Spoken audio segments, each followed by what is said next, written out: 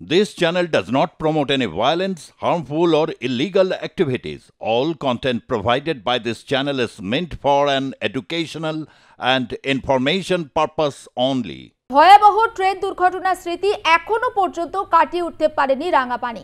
তবে ধ্বংসস্তূপ সরিয়ে জায়গাটিকে স্বাভাবিক ছন্দে ফেরাতে রাত দিন এক করে সেখানে কাজ করে চলেছে এনডিআরএফ এবং আরপিএফ এর জওয়ানরা। ট্রেন চলাচল স্বাভাবিক করার সেই প্রক্রিয়া প্রায় সম্পন্ন।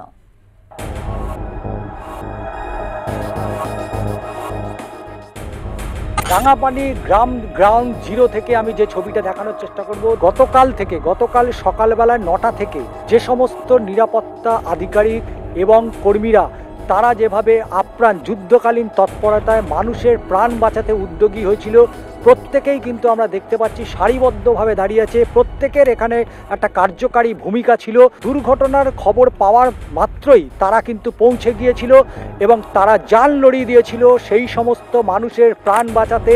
যে সমস্ত মানুষগুলো এই যে আমার বাঁদিকে পড়ে থাকা যে বগিগুলো, সেই বগিগুলো থেকে মানুষ একটার পর একটা মানুষকে তাকে বার করেছে এবং তাদের যাতে সুস্থভাবে তাদেরকে বাড়ি পৌঁছে দিতে পারে সেই যুদ্ধকালীন কাজটা এই সমস্ত এক প্রকার বলা যেতে পারে একে সৈনিক বলা যেতে পারে। প্রতিদিন যারা বর্ডারে লড়াই করছে, মানুষকে নিরাপত্তা সুনিশ্চিত করছে, গতকালকে সেই ছবিটা কিন্তু আমরা এই রাঙাপানির মাটিতেই দেখেছি। এই সমস্ত নিরাপত্তা আধিকারিকদের জন্যই গতকালকের অত বড় একটা দুর্ঘটনা, কাঞ্চনজঙ্ঘা এক্সপ্রেসের দুর্ঘটনা থেকে বহু মানুষের প্রাণ বাঁচানো সম্ভব হয়েছে।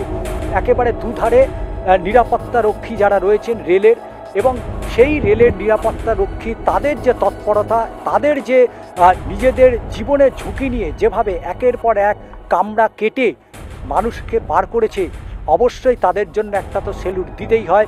তবে লড়াই চলছে, একেবারে শেষ মুহূর্তের ফাইনাল টাচ যদি বলা যায়, সেই ফাইনাল টাচ ইতিমধ্যেই চলছে। যত তাড়াতাড়ি রেস্কিউ অপারেশন হয়, রেস্টোরেশন অপারেশন হয়, তাতে আমার ডিপ্লয়মেন্ট হয় চারদিকে ঘিরে ব্যারিকেডিং করে, তাতে কাজ করতে অসুবিধা না হয়, আর যারা কাজ করছে তারও অসুবিধা হবে না, আর ভিড় হবে না।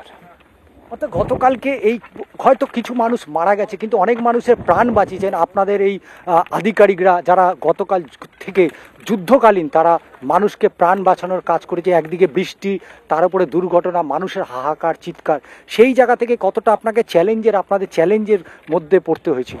চ্যালেঞ্জ তো আছে, ইউনিফর্ম পরলেই চ্যালেঞ্জ হবে। আর রেল পরিসরে যে কোনো ঘটনা হয়, তাহলে রেল সম্পত্তির সুরক্ষা হোক বা রেলের যাত্রীদের সুরক্ষা হোক, এটা আমাদের পরম কর্তব্য, সেটা আমরা করেছি।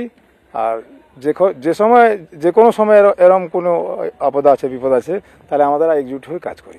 এই সমস্ত আধিকারিক তাদের যে লড়াই, সেই লড়াইয়ের মধ্যে দিয়েই আবার নতুন করে চালু হয়ে যাচ্ছে রেল পরিষেবা, এবং সেই রেল পরিষেবা আর কিছুক্ষণের মধ্যেই শুরু হয়ে যাবে আবারও রাঙাপানির এই ট্র্যাক থেকে, যে ট্র্যাক গত 24 ঘন্টা বন্ধ ছিল এত বড় বিপর্যয়ের কারণে।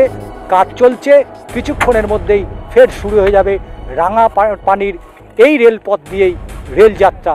চিত্র সাংবাদিক কৃষ্ণেন্দু মজুমদারের সাথে ষষ্ঠী চট্টোপাধ্যায়ের প্রতিবেদন, আর প্লাস নিউজ, রাঙাপানি।